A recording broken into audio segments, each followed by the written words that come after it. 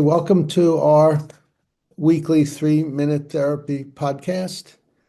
And on these podcasts, I discuss with my co-host, Mick Berry, topics related to REBT, Rational Emotive Behavior Therapy.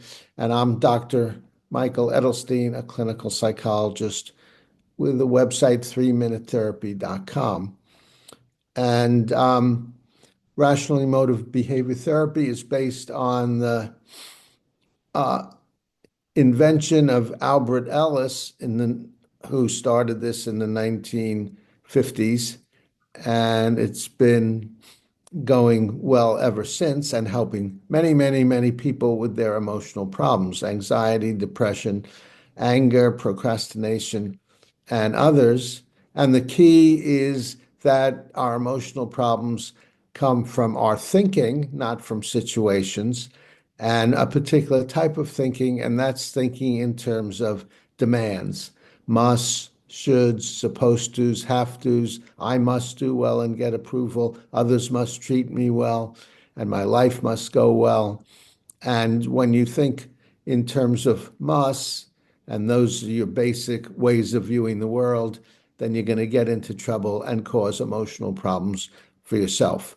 And that's REBT, Rational Emotive Behavior Therapy. Mick, did you want to add anything to that? I'm just curious about your use of the word invention. You said it was invented by Albert Ellis. Yeah, I devised is probably a better word. yeah, I think devise is a better word. Thanks. Yeah, thanks. So today we're going to apply REBT to ambivalence.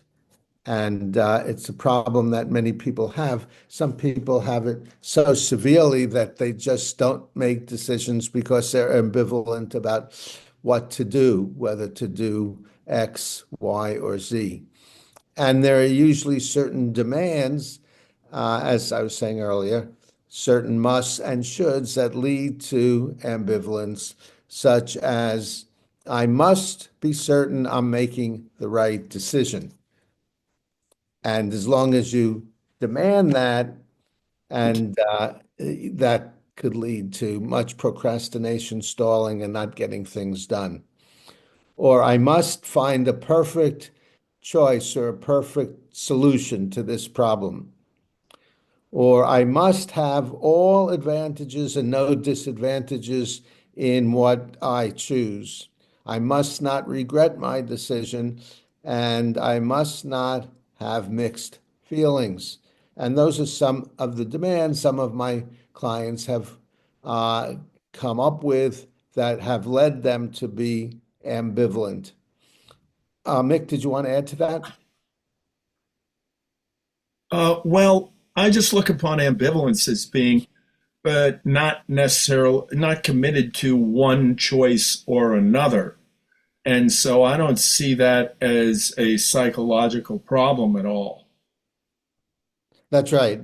That's a good point. So you start with your goals. What is your goals? And if your goal is to make a decision uh, today or in the next few hours, and this ambivalence is stopping you from reaching your goal, then that is a problem. But if, as you're saying, if you're ambivalent about what to do and you're thinking about it and it's not urgent to make a decision, then that's okay. Is that your point?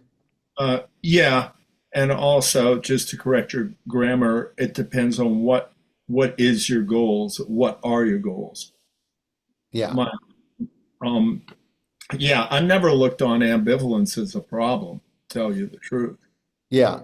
And neither have I most of the time, but I've had many clients who have had that a problem. Okay. Could you give an example? Well, an example might be uh, simply what I'm going to do next. I just got up in the morning, and do I eat? Do I brush my teeth? Do I respond to my emails? And then if you have a must, I must know the perfect thing to do. And then since there's no perfect thing to do, then that would lead to not getting much done. Does that Um, help, Nick? Yeah, it seems like an odd way to think, but I guess you've had people that have thought that way. Oh, absolutely. Yes. Well, okay. Yeah. Yeah, I mean, usually when I encounter that situation, we'll just pick one, do it, and then get to the next, and then get to the next. Yeah. Just go, you know. Yes. So that's the rational approach. And that's why you're not a client of mine. You don't On have this the, aspect, I have been a client of yours, but not in this aspect. yeah, right. Yeah. Um, it's yeah, it's interesting you picked it as a topic because I didn't see it, or I don't see it as that widespread, but I suppose it could be very important. Yeah. So ambivalence itself does not necessarily mean that there's a self-defeating thought happening.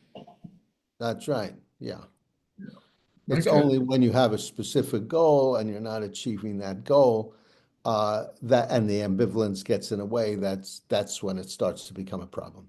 Yeah, well, let me see. I could think of another example. Let's say I need to get my car fixed, and there are two different mechanics, and I don't know which mechanic to take my car to, and I'm ambivalent about the mechanic, and so, gosh, I'm just not sure which mechanic to take my car to. Well, if I don't take my car to the mechanic, the car won't get fixed. So, under those circumstances, which are similar to what you just cited, it would be self defeating to feel that I must not be ambivalent. I must choose the right mechanic to fix my car.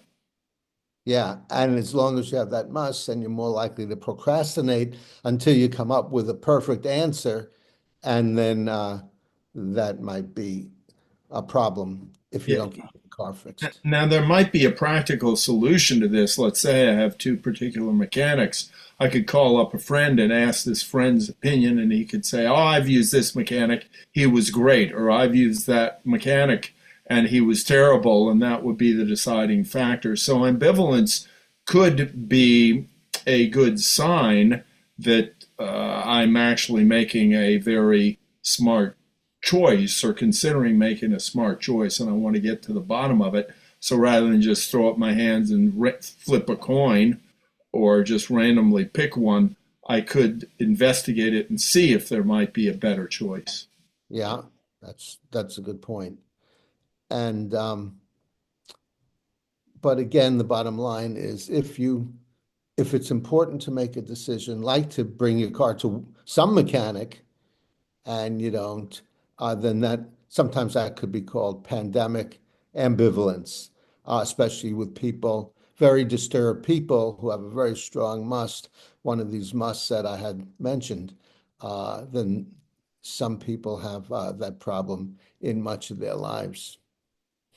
So if you do, Yeah. then what's the solution? The solution is to question, challenge, and contradict your musts and show yourself you don't have to make the right decision or the perfect decision. It would be preferable if such a thing existed and if you could do it, but you don't have to. And so the desirable thing to do would be just to make a decision. And sometimes with some clients who have this problem, I tell them making no decision is much worse than making a bad decision. So if you're still procrastinating on making a decision, just flip a coin and use what the coin tells you to make a decision. Yeah, Mick?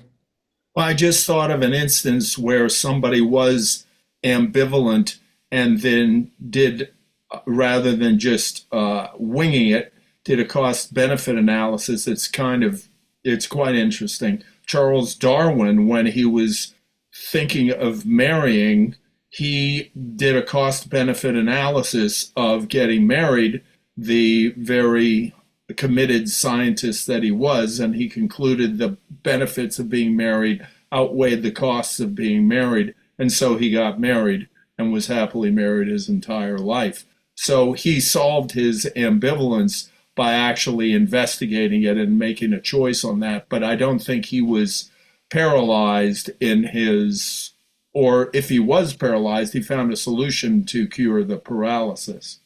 Yeah, and if he had a must, I must make the perfect decision, then that could lead to paralysis. He could think, what if the woman I love changes, and what if, as if we get married, it turns out she has an anger problem, things like that. So that's a way that a demanding perfect decision could lead to paralysis, as you said. Right, and Charles Darwin might have actually had the thought, what if she evolves into something else? Yeah, right. Very good. Yeah. But I think that he probably, I don't know much about the guy, but I imagine all indications are from what I've heard that he was pretty rational, and so he came up with a solution for his particular problem there. Yeah. Yeah. Okay. Did you have any final words, Mick, before we wrap it up? No, I think that's about it. When you pose this topic, I found it to be a little boring. However, that doesn't necessarily mean it's a bad topic if I found it boring, because it could be very useful for somebody. And who knows, I may find it is actually quite profound and riveting if I ponder it. So thanks for coming up with it. Yeah, you're welcome. And with you on the podcast, no topic would turn out to be boring, I assure Might be boring to me, but you. I don't always count, or I don't always have the final vote. So, which is a good thing. Okay, very good. I'd like to thank Chris Rossini, our tech engineer, for doing the technical stuff that are beyond Mick and I. And comment below if you have any thoughts about what we discussed, questions, if you'd like to be a guest to discuss a problem you have or a client of yours has. Um, please let us know and give us a thumbs up if you got something out of this. Suggest subjects for us to discuss. Volunteer, as I said. We're always interested in having guests.